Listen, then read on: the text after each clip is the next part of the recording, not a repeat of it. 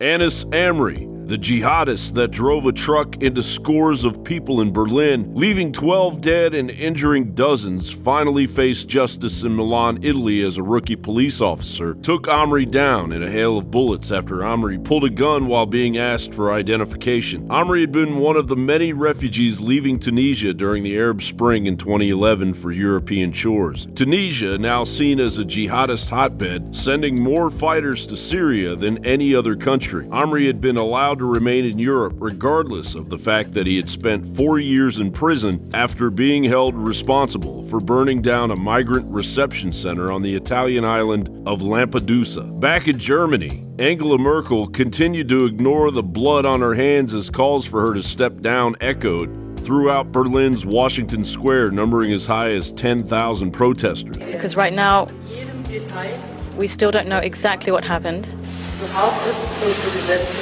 We have to presume this is a terrorist attack. 3 suspected jihadists said to be linked to Anis Amri have been arrested in Tunisia, the home country of the supposed Berlin truck attacker.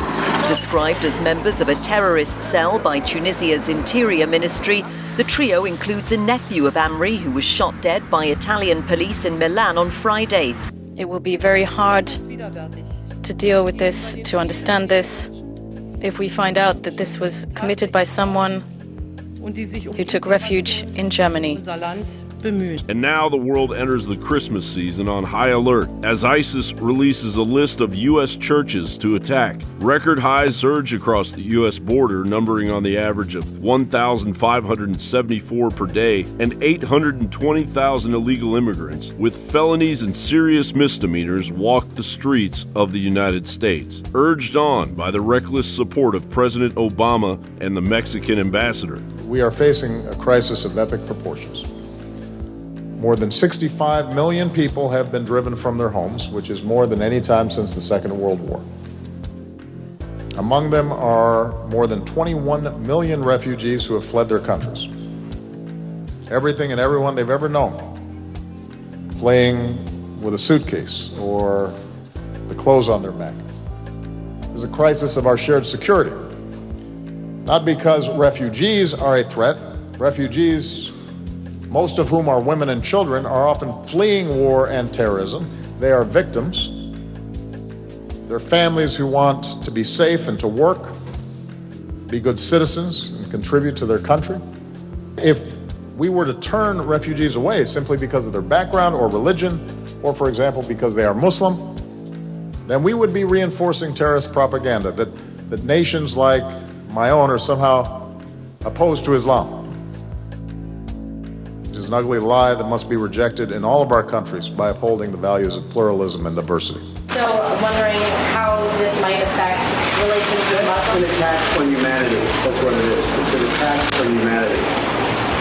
And it's got to be stopped. If you take a trip along the San Diego-Mexico border, on the surface you won't notice anything different. But there is. It's the changing face of immigration. Well, right now we're seeing a large influx of Syrian refugees seeking asylum. Crime will surge, disease will spread, and more terror attacks are inevitable. Fortunately, Obama's days as president are coming to a close. The lifting of Obama's fog of apocalyptic immigration will be finally recognized for what it is. And anyone with any sense in their head will come to the conclusion that this is why we have immigration laws that need to be enforced. John Bound for Infowars.com.